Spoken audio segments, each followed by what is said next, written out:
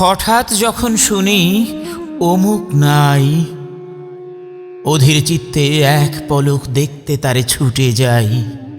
অথবা মাঝে মাঝে ফজরের আজানের পর একটি শোক সংবাদ যেই কানে ভেসে আসে, পরাণটা কোকিয়ে ওঠে।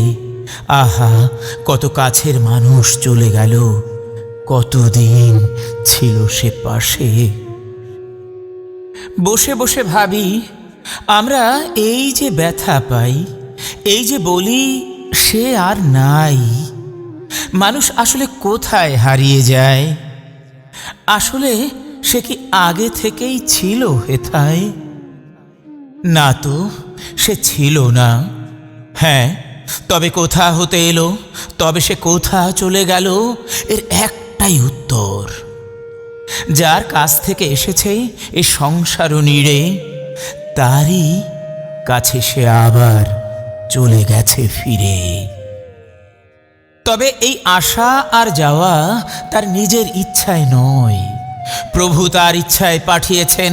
তিনি চাইলেই চলে যেতে হয়। তার আসা যাওয়া নয় তার ইচ্ছাধীন, তবে কেন প্রাণে মিছে বেজে ওঠে বেদনার বিন? না, নয় কোনো বেদনা, খুশিতে দাও বিদায়, এলে কারো বিদায়ের ক্ষণ। দেখো ভেবে তুমিও চলে যাবে, যখন ডাক পাবে মুখে বলো, ইন্না লিল্লাহি ওয়া ইন্না ইলাইহি রাজিউন।